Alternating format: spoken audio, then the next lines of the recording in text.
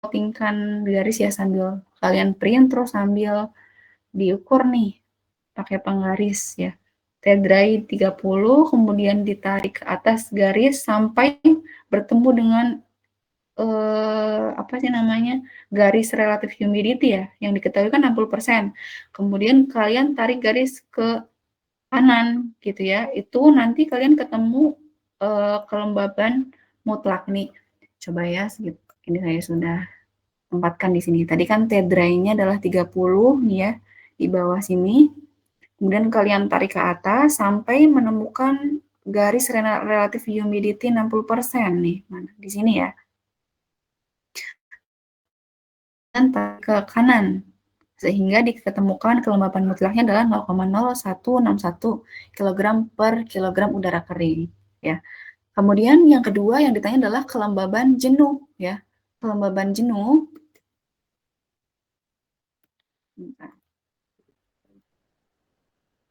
Saya sudah tempatkan di sini ya. Caranya itu dengan menarikan garis dari TD tadi ya, 30 derajat. Kemudian kalian tarik garis sampai bertemu melewati RH, terus bertemu dengan saturated line ya, saturated line yang ada di dalam psychrometric. Kemudian ditarik ke kanan, garis ke kanan. Coba kita lihat di sini. 10 ya, kemudian diketemukan sampai ini ya, saturation line itu yang ini nih, yang atas ini ya. Kemudian ditarik ke kanan nih ya, sehingga didapatkan 0,027 kg udara per kilogram udara kering ya. Kemudian untuk menghitung persen kelembaban. Nah, persen kelembaban ini itu tadi ada ininya ya. Ada persamaannya tadi apa? Persen kelembaban itu adalah Y per YS. Jadi kelembaban mutlak dibagikan dengan kelembaban jenuh ya, dikalikan 100%. Jadi kalian tinggal memasukkan saja 0,0161 dibagi dengan 0,027, hasilnya berapa ya. Ini saya berikan range karena kemarin saya hitung itu range-nya 56, gitu ya. Tuh, kemudian yang D, kapasitas panas udara lembab ya untuk mencari CPH, itu kalian bisa baca di dalam tabel psychrometric yang tadi ya, yang dari web ya, ini ya, kan sudah ada entalpinya ya, 71,331, tetapi bisa dicari juga menggunakan psychrometric ya. Karena saya juga tidak tahu nih besok waktu ujian apakah boleh buka apa sih namanya web atau tidak ya. Sepertinya kalian membaca ininya nih psychrometric gitu. Karena kami belum menyusun peraturannya ya. Makanya kalian harus bisa bacanya nih. Untuk yang C, pertanyaan C ya, untuk enthalpy itu caranya dengan menarik garis T-dry dari 30 ya. Lalu kalian pertemukan dengan garis enthalpy ya. Enthalpy itu yang garis miring ke atas ya. Itu garis enthalpy. Kemudian nanti kalian tarik ke bawah ya untuk mendapatkan enthalpy. Sebentar. Enthalpy 70 kilojoule per kilogram ya, 70.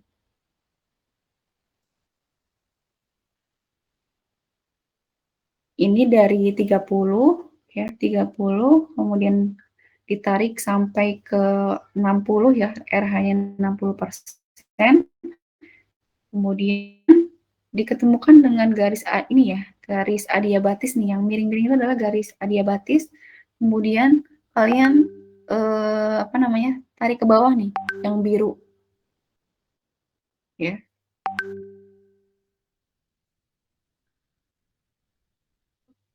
Maaf sebentar ya. Dari 30 ya, dari 30 saya ulangi ya, 30 bawah, kemudian ditarik dengan garis apa ini adiabatis, ketemu dengan ini di kiri ya, spesifik enthalpy at saturation kilojoule per kilogram dry air. Ini jadi langsung ke sini ya. Ini kalian bisa lihat kursor saya kan ya? Bisa, 70 bisa ya, di kilojoule per kilogram. Ini adalah spesifik entalpi. Yang tadi saya sebutkan bahwa ini adalah temperatur bola basah ya. 30, kemudian ditarik garis adiabatis sampai saturation line ini ya. Kemudian ke bawah ini ketemu temperatur wet bulb gitu ya. Kemudian untuk yang kapasitas panas ini hanya kalian dapatkan dari tabel sekro ternyata. Kalau di sini tidak bisa nih ya, belum ada soalnya nih kapasitas panas di sini. Kemudian saya lanjut ya, tadi F sudah ketemu, kemudian untuk TDU temperatur, nih beda lagi ya untuk TDU-nya itu caranya dengan mana nih, TDU 21,5 ya. Dari 30, kemudian kalian tarik ke atas ya, sampai ini tadi, relative humidity 60 derajat, lalu ke kiri sampai saturation line, ya, saturation line ke kiri, ditarik garis lurus ya, lalu kalian tarik ke bawah, ini adalah T2 ya, 21,5 derajat Celcius, seperti itu untuk membacanya. Nah, ini adalah cara membaca psychometric chart ya. Tadi kelembapan mutlak sudah, kemudian kelembaban jenuh juga sudah, kapasitas panas didapatkan dari tabel psychrometrik, kemudian entalpi tadi ya yang di sini ya di kiri, lalu titik embun 21,5 derajat Celcius, kemudian T wet bulb-nya 23,5. Nah, kemudian yang H ini ya, pertanyaan H, itu kan tadi pertanyaannya adalah jumlah air terembunkan bila udara tersebut didinginkan hingga 10 derajat Celcius.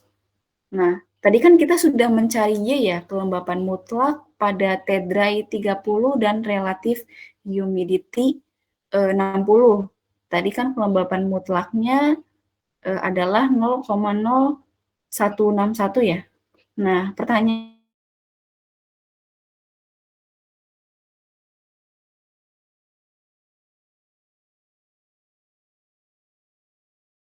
10 derajat Celcius. Berarti kan dikurangi 10 ya. Berarti di titik 20 kan ya untuk mencari kelembapan mutlaknya. Nanti kalian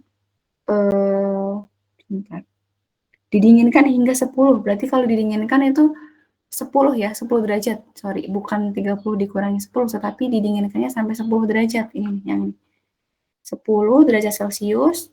Kemudian kalian tarik garis bertemu dengan RH ya, relative humidity 60%, lalu ke kanan ini adalah bertemu 0,08. Lalu kalian selisihkan.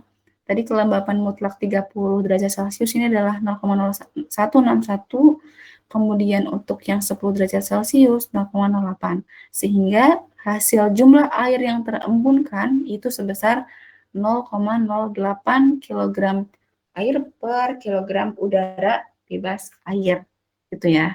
Ini untuk menjawab pertanyaan tadi ya A sampai F gitu.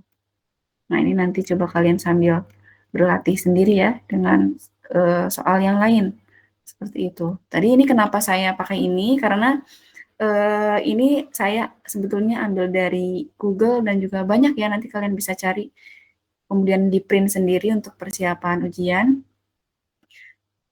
Kemudian bisa dicari dari tadi yang di link psychrometric. Tetapi kalau yang di link psychrometric ini kurang lengkap gitu ya ininya ya. Nih, ini di sini hanya ada dry bulb dan juga humidity, tidak ada enthalpy ya. Itu tidak ada di sini. Makanya nanti kalian coba sambil cari di Google gitu. Sebetulnya yang ini sama seperti yang ada di dalam buku Proverin ya, yang di bab 10 gitu. Kemudian lanjut dulu ya. Oke, sebelum saya lanjut ke perhitungan neraca massa, apakah ada yang ditanya mengenai pembacaan dulu ya, saikrometrik tadi? Apakah ada yang mau ditanyakan? Sampai sini dulu.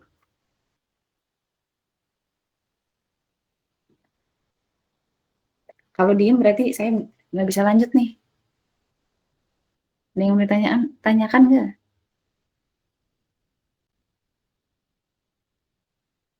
Jangan diem-diem ya ini ya. Belum ada, Bu. Oke, belum ada ya. Oke, belum ada, kita lanjut ke neraca massa.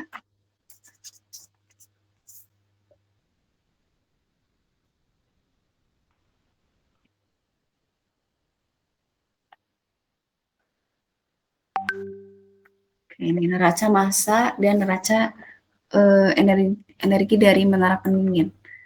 Nah, ini ada juga di dalam buku Prof. Heri ya. Neraca massa untuk menara pendingin nih, kalian harus tahu dulu apa saja sih yang menjadi input dan outputnya ya. Kira-kira kalau dari gambar di sini, apa saja nih yang menjadi nilai inputnya nih di dalam menara pendingin nih, cooling tower.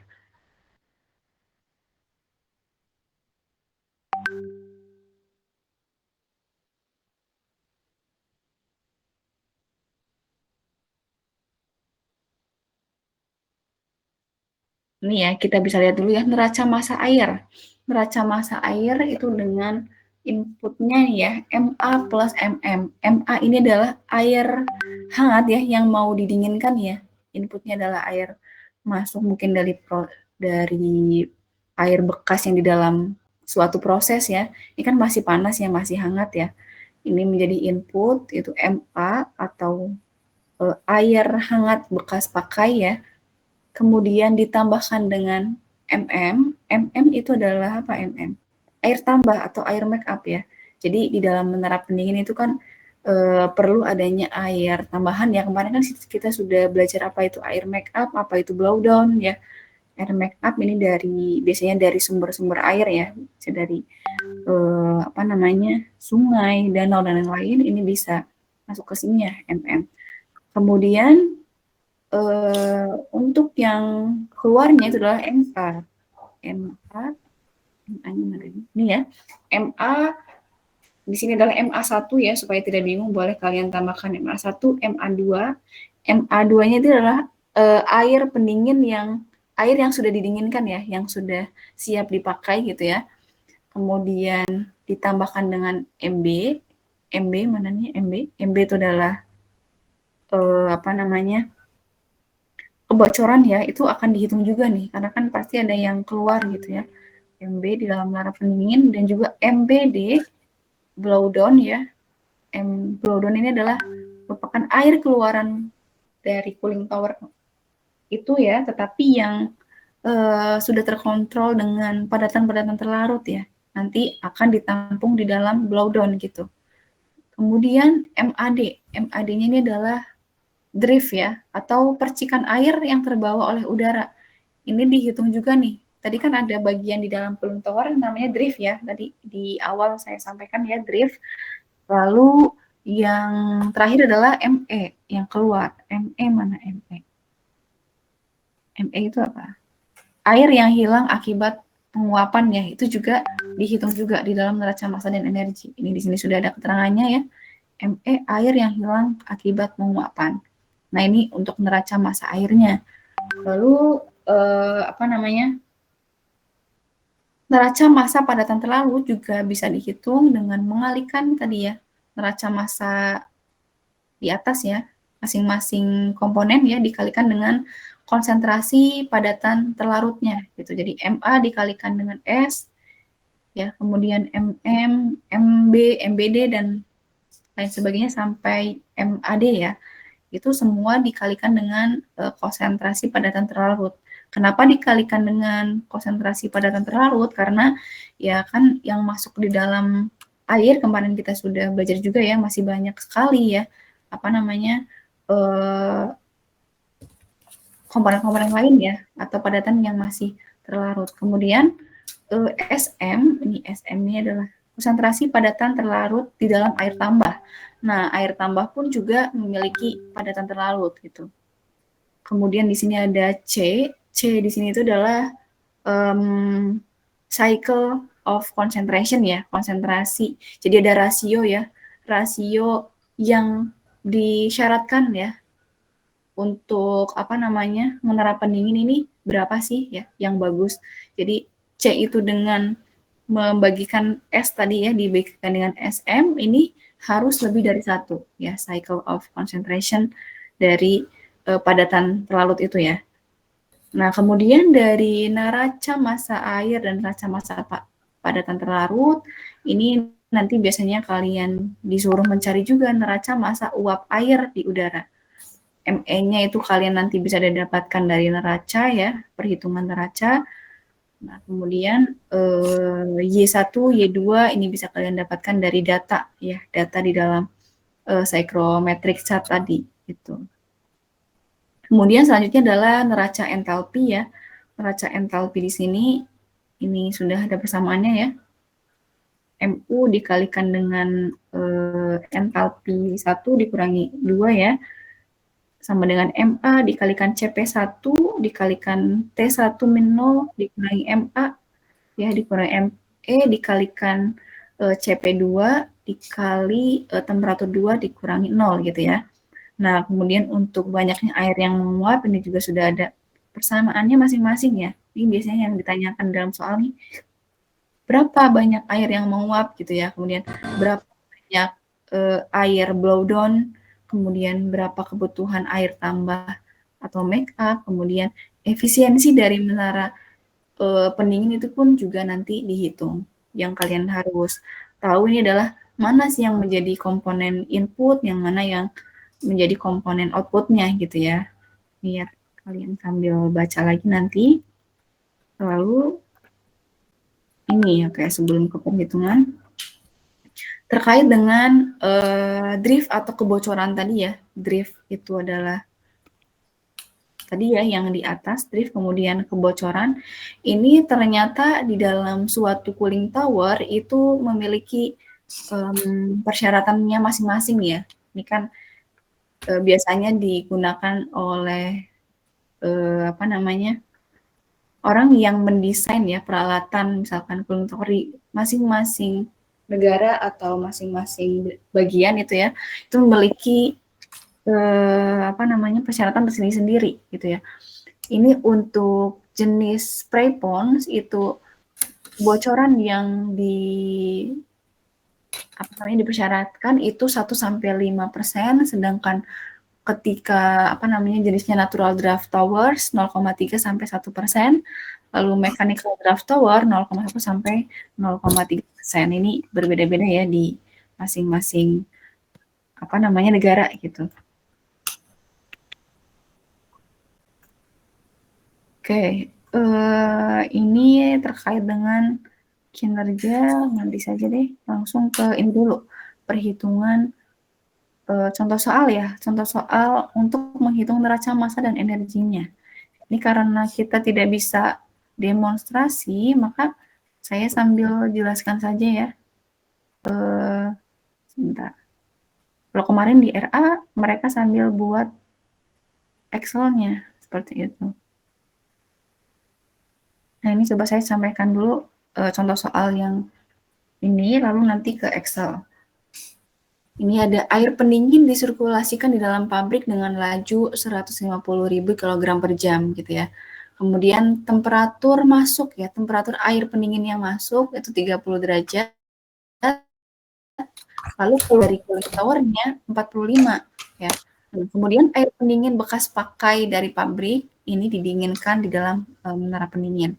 Lalu ada juga ya, selain air kan ada udara juga ya untuk mendinginkan ya. Udara masuk menara pendingin yaitu sebesar 28, tekanannya 1 dengan RH 60%, lalu udara keluarnya 38 derajat Celcius dengan relatif humidity 90%. Dan kehilangan air di drift dan kebocoran ini juga sudah diketahui. Lalu konsentrasi padatan terlarut juga sudah diketahui dan air make up-nya 500 ppm. Lalu berapa banyak air yang menguap ya? Kita yang pertama dulu dicari kondisi udara masuk menara pendingin atau udara kering ya. Yang pertama cari dulu udara kering, tadi kan T-dry-nya temperatur temperatur masuk dengan udara apa namanya? Berapa nih tadi? Udara masuknya 28 ya. Kerahanya 60, nanti kalian cari TW atau temperatur wet-nya ya. Supaya kalian bisa menghitung derajatnya ini. TW2 dengan membaca psychrometric ya. Psychrometric chart ya, sama seperti tadi. Lalu kelembaban mutlaknya juga sama seperti tadi caranya. H2-nya juga ya. Ini sama. Lalu untuk yang keluar juga sama, kalian masing-masing cari dulu TW babnya, lalu kelembaban mutlak dan entalpinya ini berapa, lalu kalian masukkan ke dalam persamaan ini ya, ME, untuk menghitung banyaknya air yang menguap ya. Ini kan semua sudah diketahui ya, kalian tinggal memasukkan saja gitu, apa namanya, angkanya. Kemudian untuk menghitung efisiensi juga kan pasti sudah tahu ya, T1-nya tadi 45, T2-nya adalah 30. T145 ini adalah temperatur apa ini? T145 coba. T1 itu T apa sih T1 ini?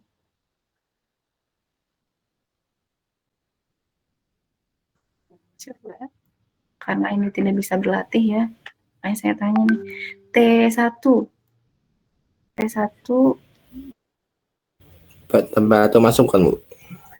temperatur masuk ke dalam cooling towernya ya. Ini siapa?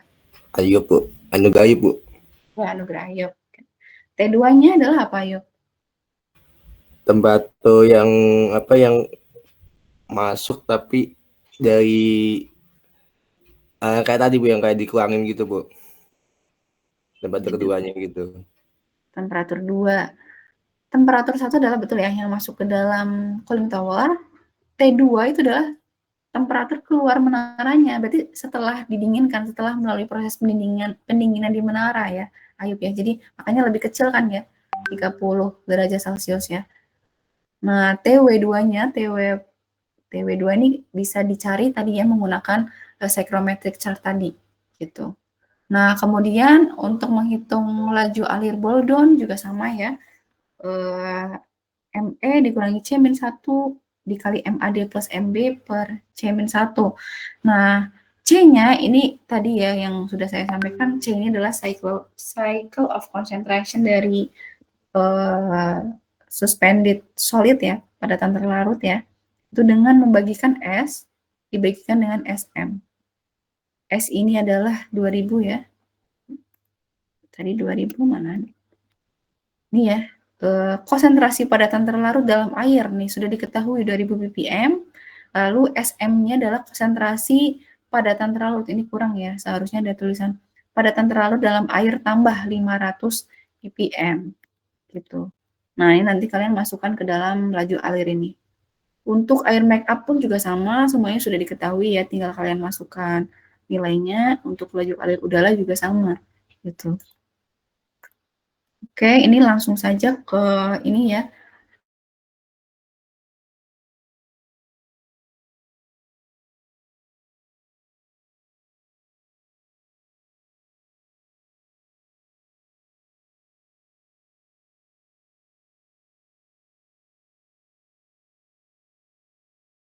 Ini tuh, kalau kemarin di RA pakai ini, pakai semua ini. Nah, ini karena online ya, dan saya juga tidak bisa melihat kalian untuk apakah betul-betul melihat apa namanya, membuka Excel. Kalian kita coba jawab dulu pertanyaan ini secara bersama-sama ya, menggunakan Excel-nya Pak Hanif nih kemarin. Ini ada soal lagi ya, air pendingin sama ya, disirkulasikan dengan laju 50 kg per jam ya. Temperatur air pendingin masuk pabrik 35. 35 ini berarti T apa tadi? T1, Bu. T1, oke. Ya. 35.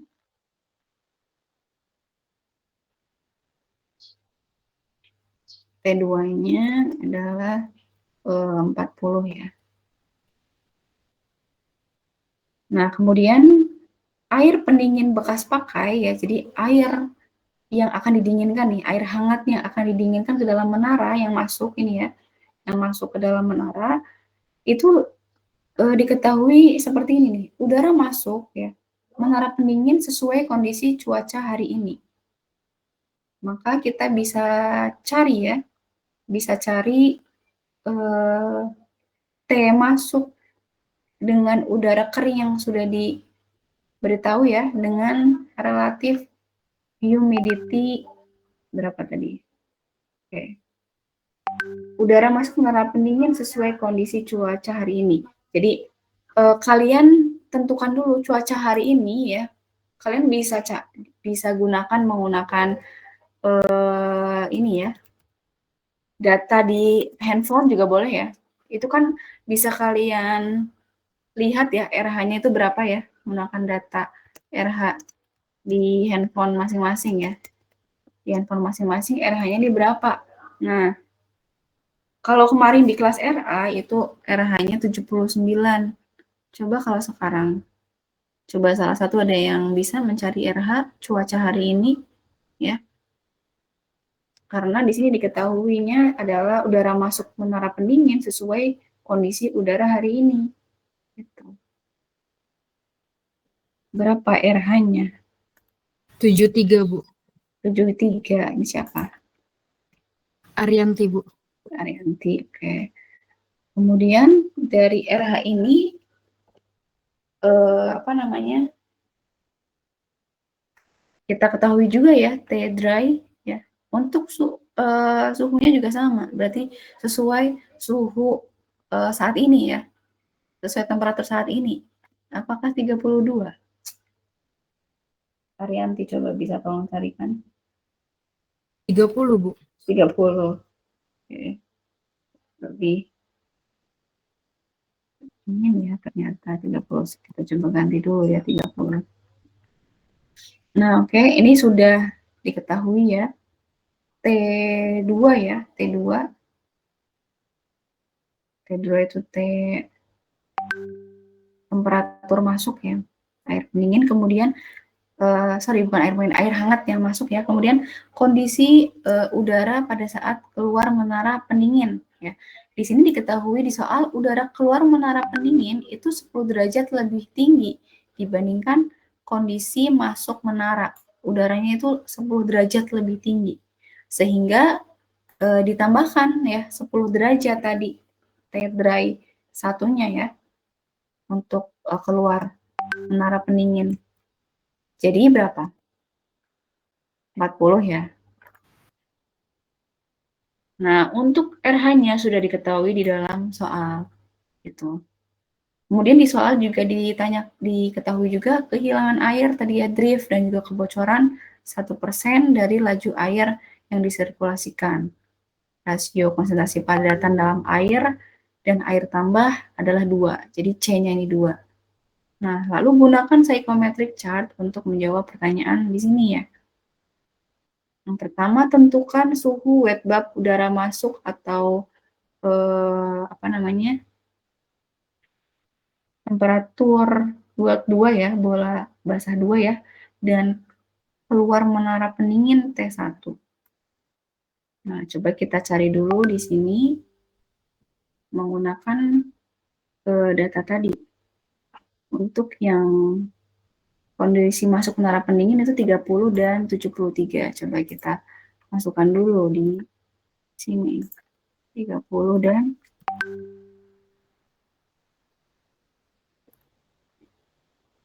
73.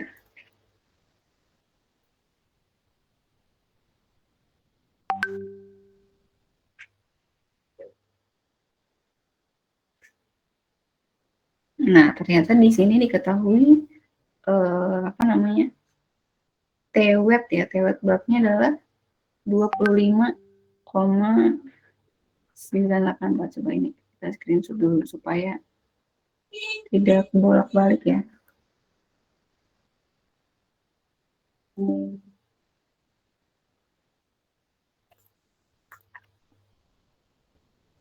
Nah, ini dari psychometric calculator.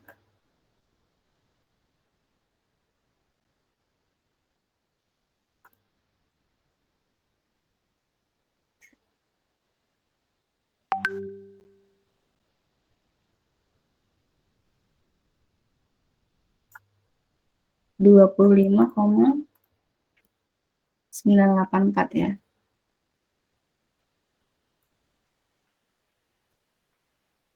Lalu kita cari juga untuk yang keluar ya, keluar menara pendingin dengan 40 dan juga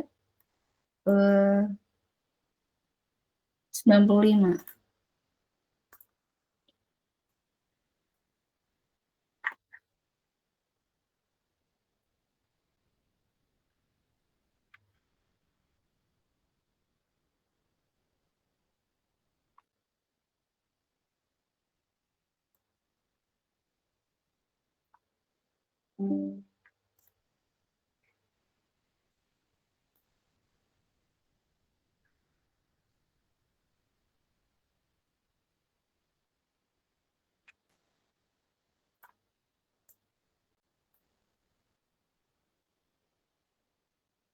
Nah, ternyata TW-nya di sini berapa?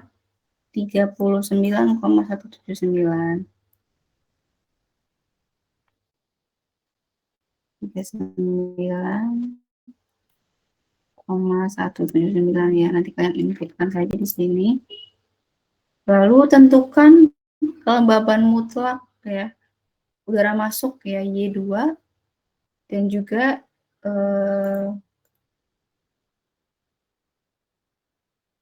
yang keluar ya Y2 dan Y1-nya, kelembaban mutlaknya dari psychometric calculator juga.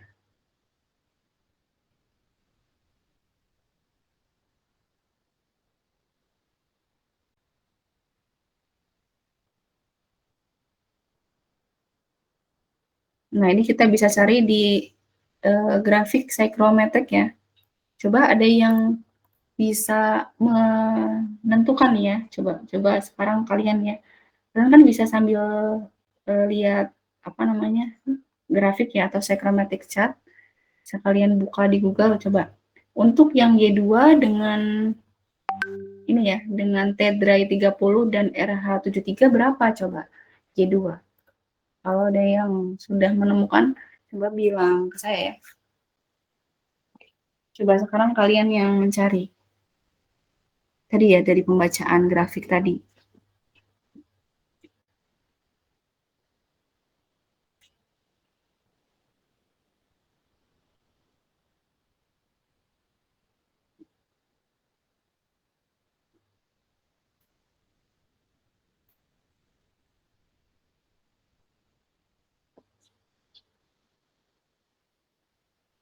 Coba ya, rekan-rekan ada yang nggak tolong mencari ya, tolong carikan ya. Karena saya sambil carikan ini psychometric chart yang jelas.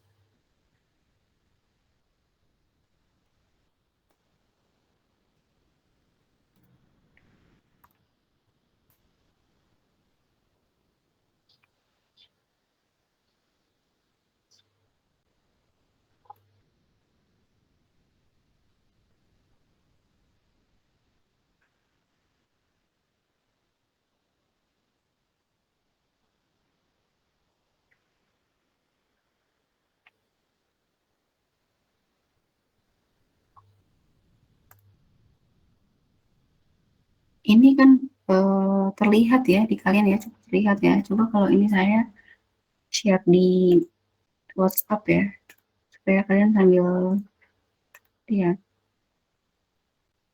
Oke, bentar.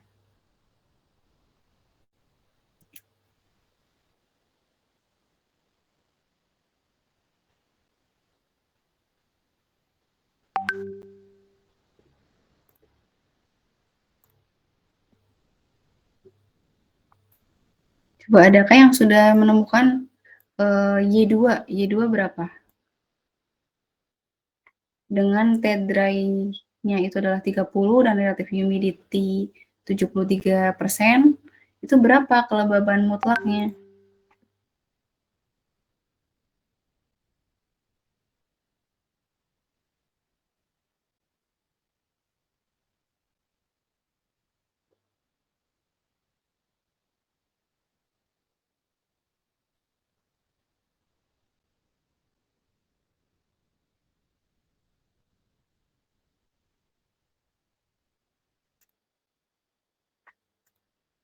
Nol koma 008 bukan Bu? 0,008. Sebentar.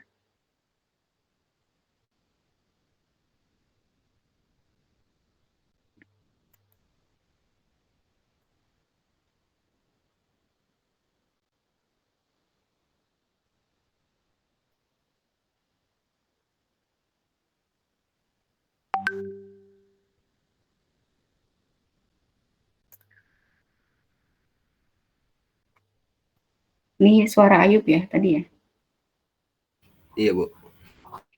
30 dengan 73 ya. 30 kemudian kita tarik ke 73, kan 70 ya. Di sini ya. Lalu ke kanan ya kan. 0,019 nih Bu. Kalau di 0,019 ya. ya Bu. Oke, 0,019. 0,019. Oke, saya tulis di sini. 0,019. Kemudian untuk yang Y1-nya, ayo. Dengan 40, kondisi 40 dan 99%.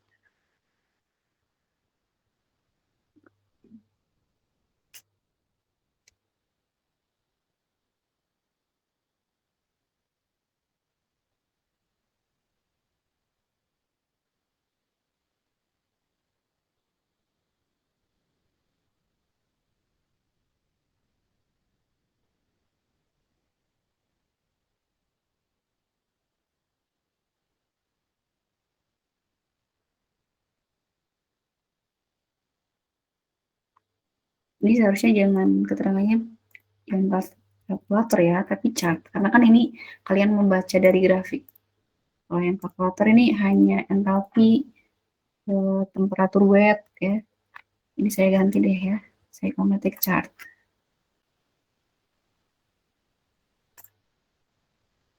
Apakah sudah ketemu Ayub atau yang lain boleh Y1 sekarang. Y1.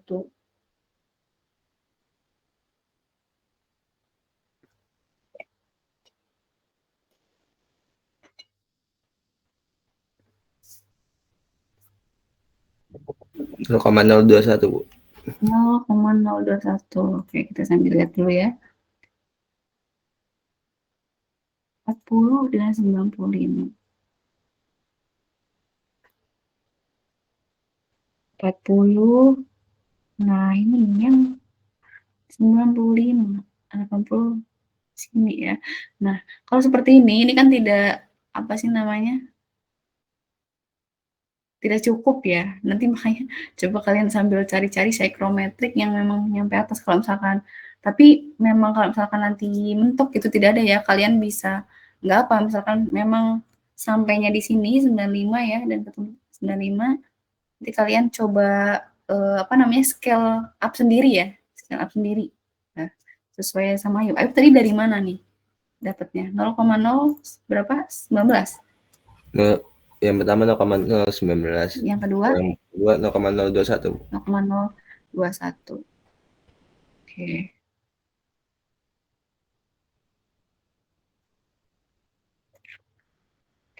Setelah menentukan kelembaban mutlak, lalu kita menentukan entalpi udara masuk.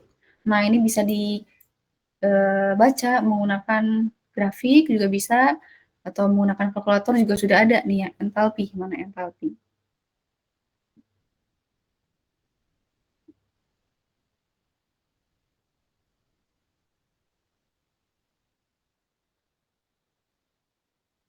Nih ya, 80,53, atau kalau mau kalian baca juga silahkan ya, 80,53. Untuk yang H1-nya adalah 159,773.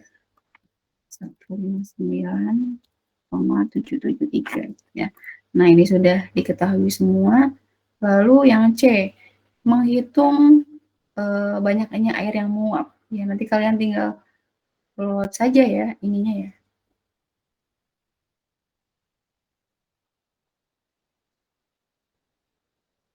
Rumusnya ya. Ini kan M-nya sudah diketahui di soal tadi nih ya, 5.000 lajunya, lalu CP-nya juga sudah diketahui, T1, T2-nya juga sudah, entalpi dan kelembaban mutlak juga sudah. Nanti kalian tinggal masukkan, nanti ditemukan ME ya, air yang menguap. Nah, ini sepertinya tadi ada kesalahan sedikit ya, terkait dengan T1 tadi yang disebutkan oleh Ayub. T1 di sini adalah, T1 itu kan T yang masuk menara ya. T yang masuk menara itu adalah 40 derajat Celcius. Ya. T1 yang masuk menara pendingin.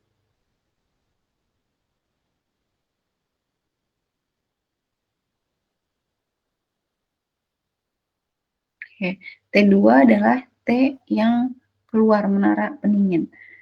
Kemudian untuk yang E, hitunglah laju alir buang ya, atau blowdown ya, MBD ya. Nah, ini kalian juga tinggal masukkan, C-nya juga sudah diketahui di soal tadi ya, 1,5.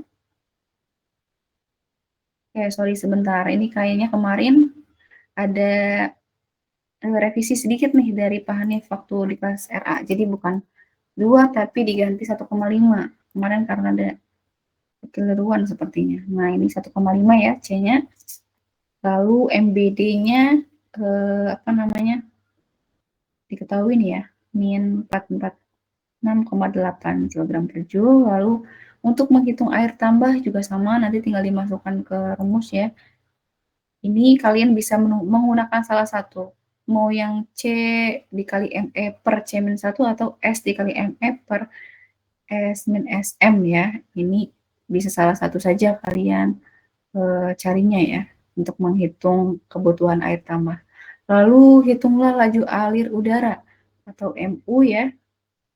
MU-nya ya jadikan ME dibagi dengan tadi ya Y1 min Y2. Ya tinggal pindah ruas saja ini ya untuk MU. Lalu efisiensi pendinginan juga sama ya, T1 min T2 dibagi T1 min TW2 ya.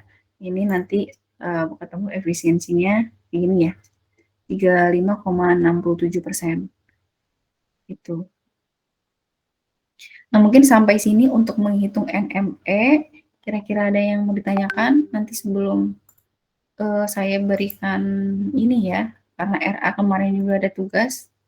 Kalian juga sama, ada tugas juga.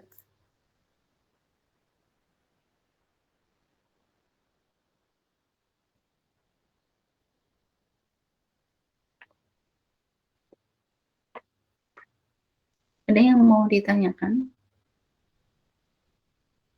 terkait perhitungan NME?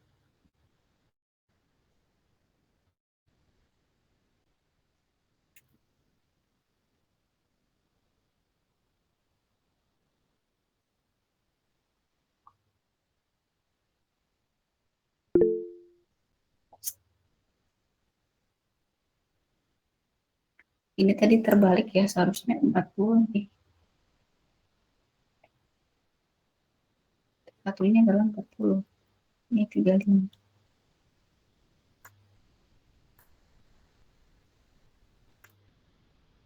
Ada yang mau ditanyakan atau tidak terkait dengan perhitungan NME ya? Bu, saya izin bertanya. Mm-mm. Untuk yang tadi kan ada RH untuk keluar tadi itu kan di atas 90% itu, sedangkan di grafiknya tadi kan cuma sampai 90%, Bu. Ini kan yang diminta 95, itu gimana tadi ya, Bu? Oke, ini siapa ya yang bertanya ya? Elvin, Bu. Oh, Elvin, ya. Ya, sedangkan di psychrometric chart itu kan hanya sampai tidak cukup gitu ya ketika kita tadi misalkan 40 terus 95. Nih, 95 mana? Nah, ini nanti kalian, kalau dulu saya waktu masih kuliah itu saya buat scale up sendiri gitu. Karena dulu saya diminta untuk menggambarkan ya, atau memang menyediakan psychrometric chart ini di dalam millimeter block oleh dosen saya. Jadi saya dulu buat sendiri di millimeter block supaya nanti bisa bertemu nih antara garis 40 tadi ya, pada saat T40 dan relative humidity 90. Nah, nanti ketemu nih berapa kelembabannya. Kalau ini kan memang nggak cukup ya, Elvin ya. Kalau dulu saya seperti itu, saya gambarkan di millimeter block. Kalian tahu kan millimeter block? Ya, jadi di scale up sendiri, dilanjutkan sendiri, digambar sendiri di situ.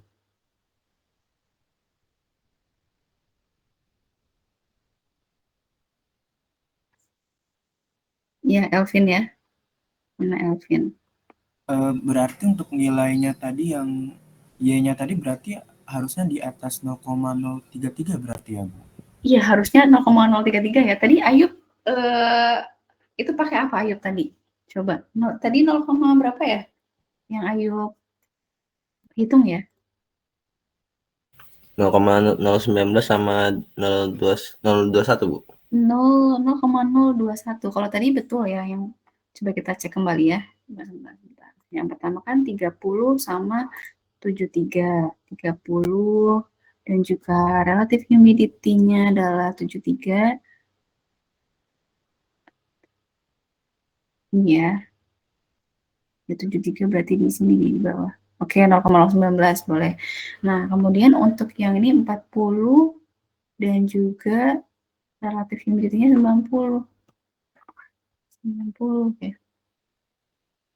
Nah, ini harusnya di atas 0,33, ya betul ya.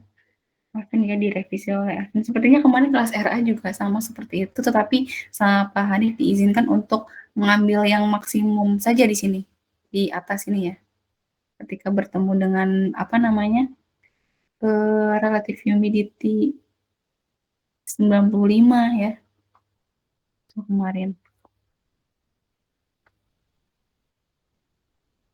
Jadi seharusnya 0,33 sekian ya, tapi kita coba dulu di sini ditulis 0,33 ya. Pakai yang maksimum ya, yang ada di grafik dulu. Nah, ini berubah ya efisiensinya. Oke. Tuh, tapi mungkin tadi ya salah satu langkahnya kalian buat ini sendiri, atau coba misalkan kalau kalian menemukan psychrometric chart yang memang sampai full gitu ya.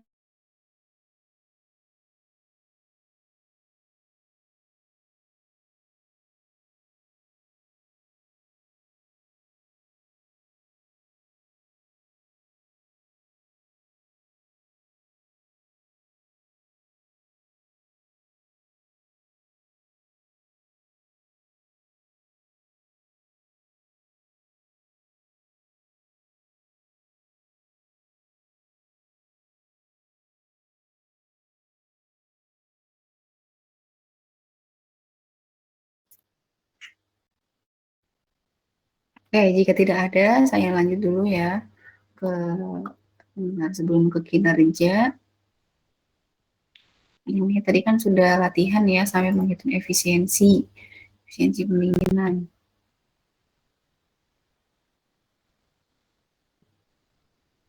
Nah, ini ya. Karena kemarin di kelas RA itu menghitung demonstrasi bersama-sama ini ya terkait yang tadi kita bahas, mereka juga apa namanya buat di Excel. Ya, saya juga harapannya kelas RB dan RC pun juga sama nanti demonstrasi di Excel. Tetapi karena ini saya tidak bisa melihat kalian juga, makanya saya buatkan soal yang lain. Tapi nanti kalian bisa, nanti saya kirimkan deh ya apa namanya untuk Excel-nya.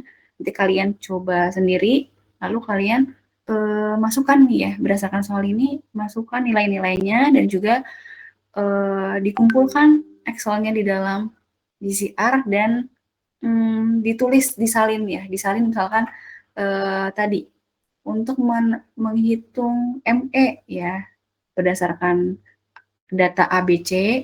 Untuk menghitung ME ini ditulis di dalam kertas, lalu nanti kalian scan. Jadi tugasnya itu adalah hasil perhitungan kalian ditulis tangan dan juga mengumpulkan Excel-nya. Itu Excel yang penunjukan perhitungan tugas ini gitu. Kalau kemarin kan di RA karena memang mereka sudah latihan di Excel bersama-sama, jadi tinggal menuliskan perhitungan di dalam kertas lalu dikumpulkan di DCR. Tapi kalau kelas RB dan RC karena kalian online, nanti kalian coba demo sendiri ya Excel-nya ya, ke Excel ya. Nanti akan saya kirim sekalian di DCR gitu. Nah, ini terkait dengan soalnya air pendingin ya disirkulasikan di dalam pabrik ya dengan laju 65.000 kg per jam. Ya, ini sudah diketahui. Kemudian temperatur air pendingin masuk 34 dan keluarnya 41 derajat. Nah, kemudian sama ya, nanti cuacanya sesuai cuaca masing-masing ya, daerah kalian masing-masing ya, untuk mencari tadi ya, TW-nya ya, TW2. Lalu udara keluar menara pendingin 12 dengan RH-nya 92. Oke, coba. RH 52% ya.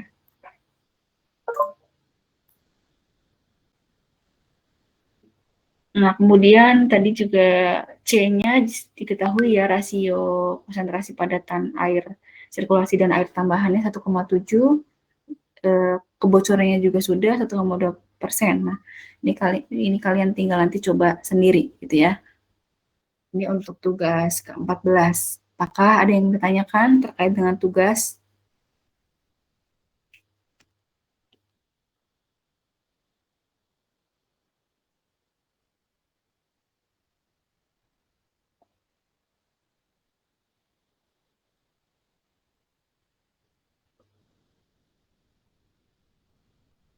Kenapa diem ya? Ini ada yang bertanyakan atau tidak nih sama tugasnya?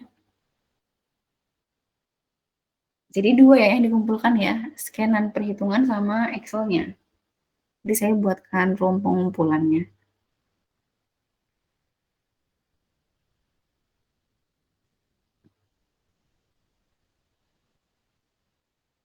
Ada yang ditanyakan atau tidak?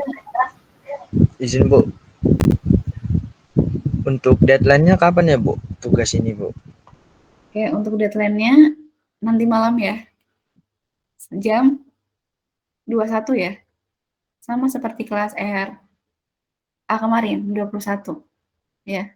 Ini kalian lama kok ya dari siang, atau setelah ini kalian ada kuliah ya? Ada Bu, ada kelas Bu soalnya nanti siang sama sore. Oke, ya udah kalau gitu 2359 ya, tapi hari ini ya. Karena kemarin RA juga bisa dalam 1 hari ya. 2359 ya hari ini ya. Baik Bu, terima kasih Bu. Oke. Ada lagi yang mau ditanyakan?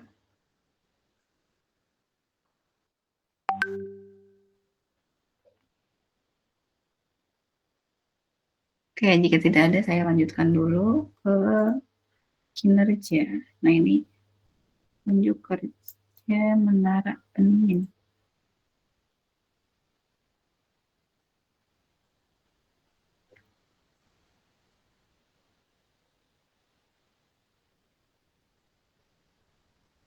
Nah, ini harus ke bawah ini.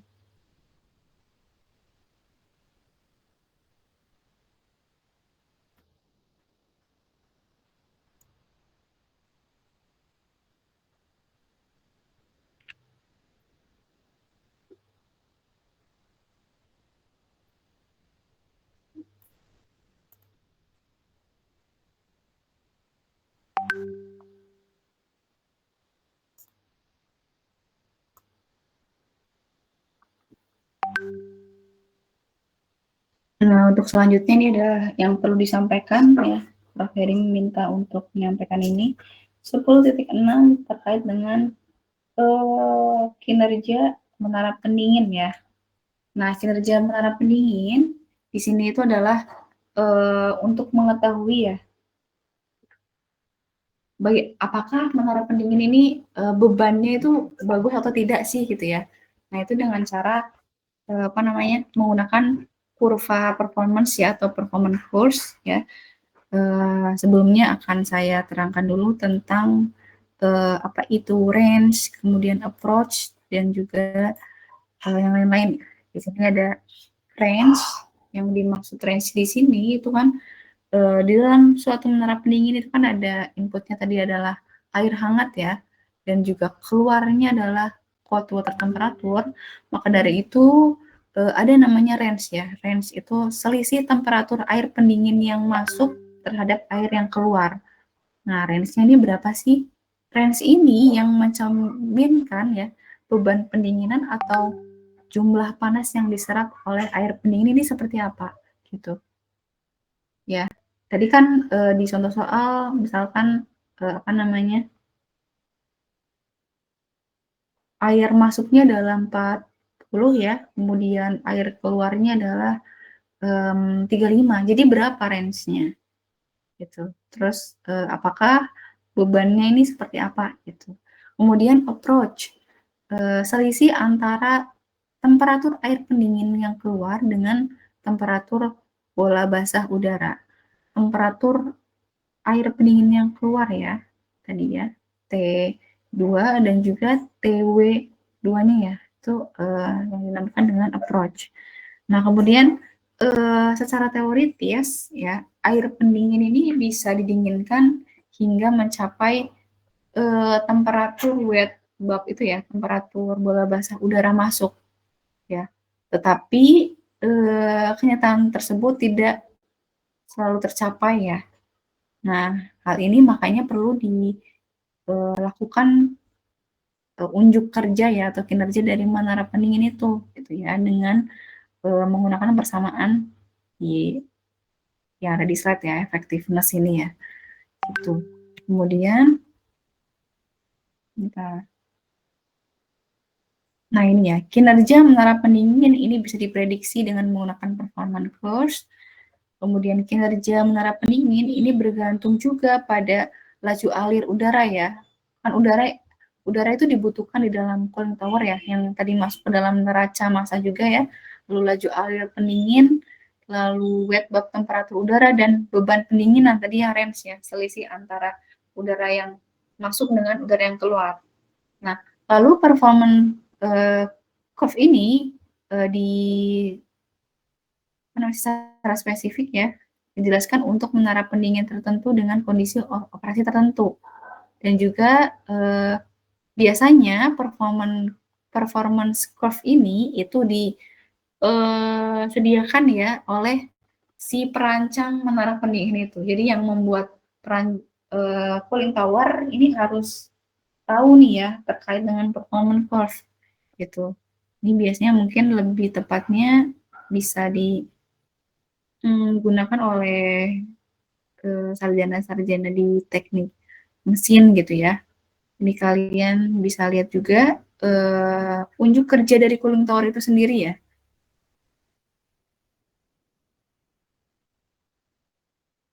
Oke. Tadi kan saya bilang bahwa range itu adalah selisih antara temperatur masuk dengan keluar cooling tower. Nah, jika range tersebut berubah-ubah ya, misalkan apa namanya, untuk temperatur masuknya menjadi 35, maka selisihnya akan seperti apa? Akan meningkat juga kan ya selisih temperatur masuk dengan yang keluar, yang tadinya 40 menjadi 45. Ya, 45 keluaran dari cooling tower-nya pasti akan lebih besar juga ya, sehingga beban pendinginannya pun nanti akan meningkat.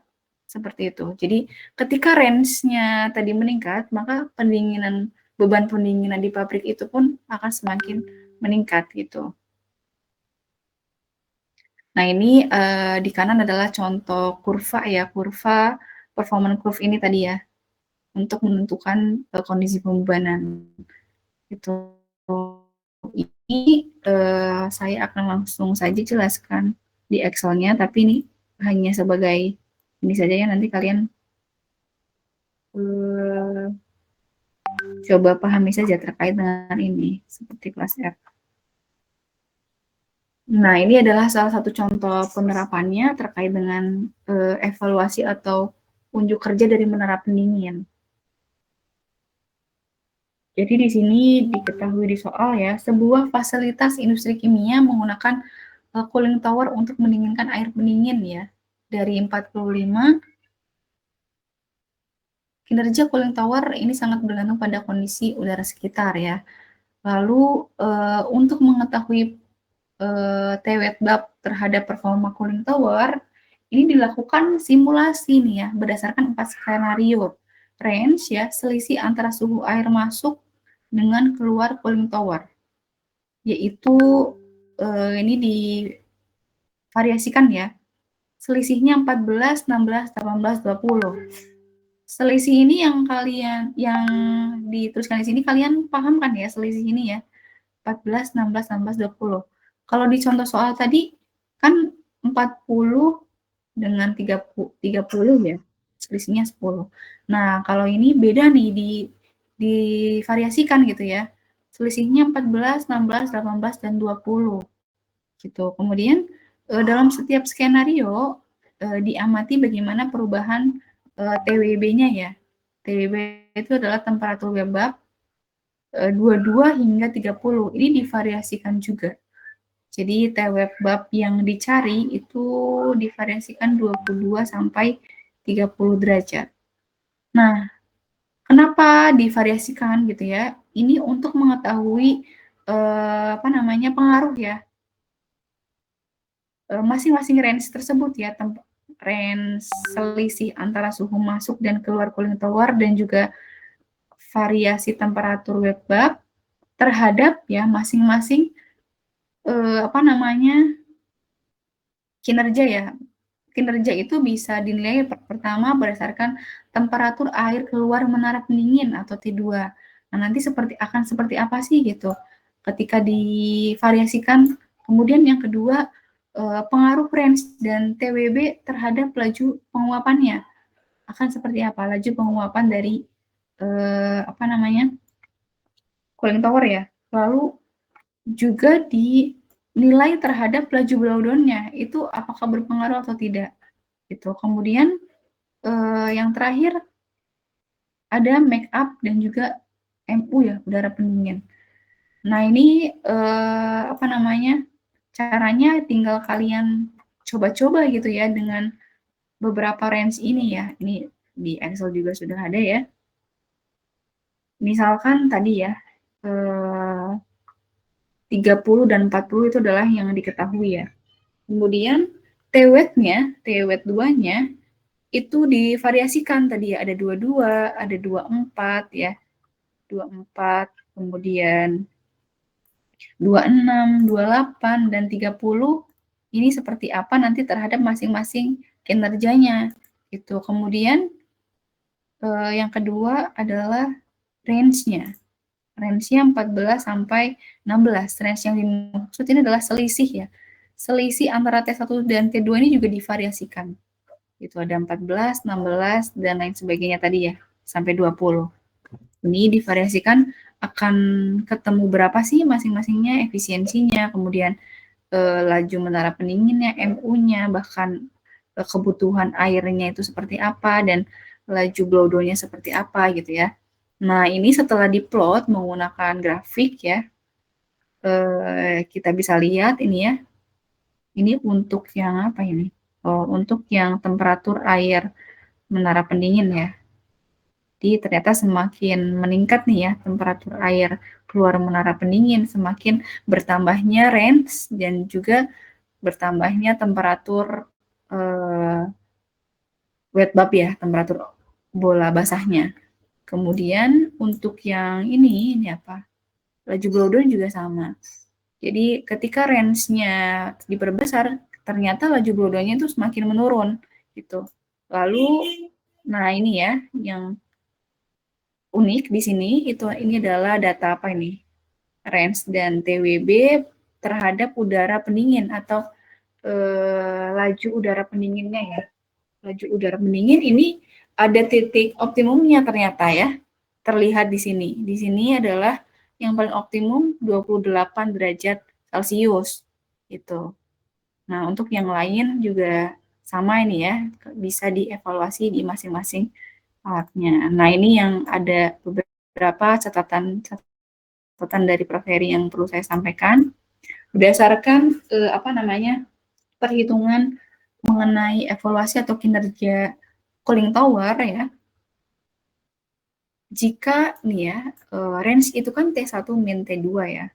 T1 ini adalah keluar menara pendingin, T2-nya yang masuk ya, yang masuk menara pendingin. Jika range-nya, selisihnya itu naik ya, selisih antara T1 sampai T2 itu naik, dan T2 itu tetap, T2 itu keluarnya itu tetap ya,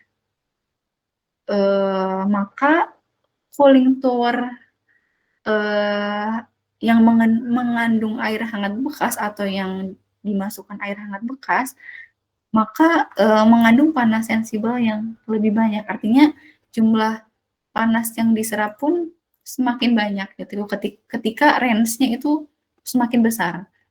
Ya. Salah satu contohnya misalkan tadi kan masuknya 40, keluarnya berapa tadi 35 ya. Nah, ketika masuknya 45, keluarnya 35, maka kan selisihnya juga semakin meningkat ya. Maka dari itu panas sensibelnya atau jumlah panas yang diserap ke dalam cooling tower ini semakin banyak gitu. Ya.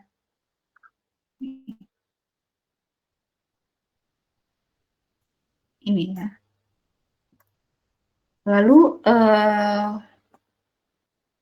cooling water ya dengan T1 yang lebih tinggi ya, keluarnya itu lebih tinggi pada menara pendingin, berarti kinerjanya itu pun semakin berat. Jadi beban kinerjanya semakin berat karena kan selisih dari temperaturnya juga semakin banyak ya.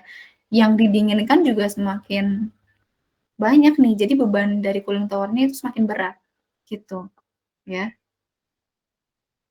Nah, ini yang kesimpulan dari unjuk kerja dari cooling tower itu sendiri. Jadi beban pendinginan itu berpengaruh terhadap selisih ya, selisih dari air yang masuk ke dalam cooling tower dan yang keluar cooling tower gitu. Bagaimana cooling tower itu bisa menyerap panas lebih besar seperti itu. Nah, ini terkait dengan unjuk kerja. Sampai sini ada yang mau ditanyakan? Ini kayaknya sudah ya terkait dengan materi pada pertemuan kali ini nih. Nanti saya akan kirimkan saja gitu ya Excel-nya supaya kalian bisa coba-coba sendiri nih. Boleh kalau kalian nanti cari soal terus range-nya berapa gitu. Nanti kalian coba-coba sendiri, latihan sendiri juga boleh gitu ya. Ini juga divariasikan misalkan mau dari di atas 30 ya, suhu 30 sampai 40 juga boleh. Nanti coba kalian sambil coba-coba sendiri gitu. Oke, sampai sini ada yang ditanyakan atau tidak? Sebelum saya tutup. Sudah 11.48 ya.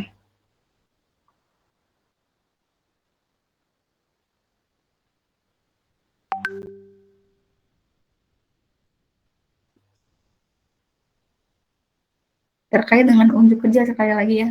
Unjuk kerja cooling tower, apakah ada yang mau ditanyakan? Unjuk kerja atau kinerja menara pendingin?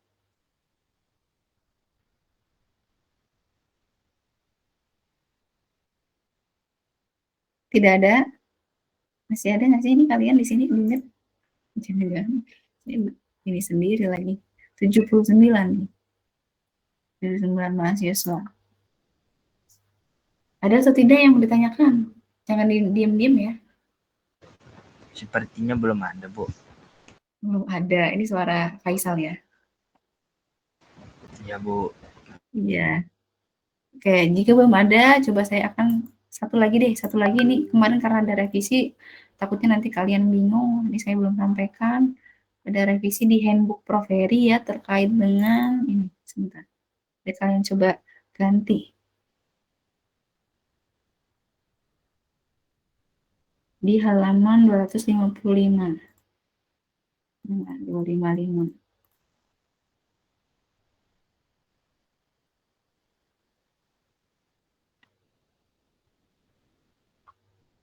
255 ini ya. Nah, ini ada revisi di persamaan 10.11. Ya, di bagian neraca entalpi nanti kalian. Maksud saya itu supaya nanti kalian kalau belajar takutnya kan bingung ya. Karena beda nih, neraca entalpi di sini diganti sesuai dengan yang ada di slide saya tadi ya, yang neraca ini. Ini yang sudah betul tuh ini. Jadi MA ya, MA bukan M1 lagi. MA dikurangi ME ya. MA itu adalah air pendingin yang masuk maksudnya di sini. Ya, MA1 itu ya. Ini ada kesalahan di sini nih. Kemarin Prof. Heri juga menyampaikan. Nanti coba kalian catat gitu ya. Sesuaikan saja yang ada di slide ini gitu. Itu saja tambahan dari saya. Oke, jika tidak ada pertanyaan, ini bisa saya tutup ya. Beneran nih ya, nggak ada yang tanya ya, terkait dengan tugas juga ya.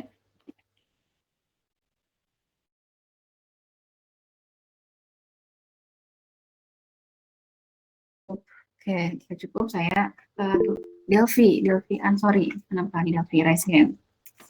Bu, mohon maaf sebelumnya Bu. Tadi saya belum presentasi Bu di awal perkuliahan Bu. Dikarenakan kendala jaringan Bu. Delvi kelas apa? Kelas RB Bu.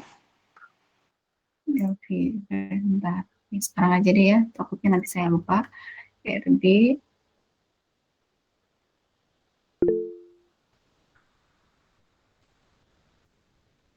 Oke, selain Delvi ada lagi yang mau absen sekalian?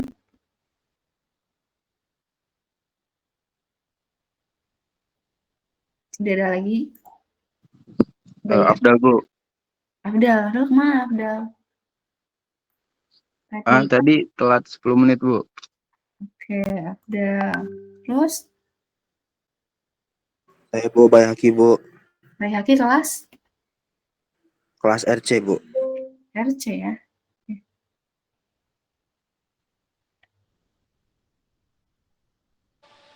Bu, izin bertanya Bu, tadi yang Arifino yang kelas RA gimana ya Bu jadinya absen? Oh iya ya, sebentar Arifin. Oke Bu, makasih ya Bu. Iya. Sebentar, Bayaki dulu ya. Bayaki.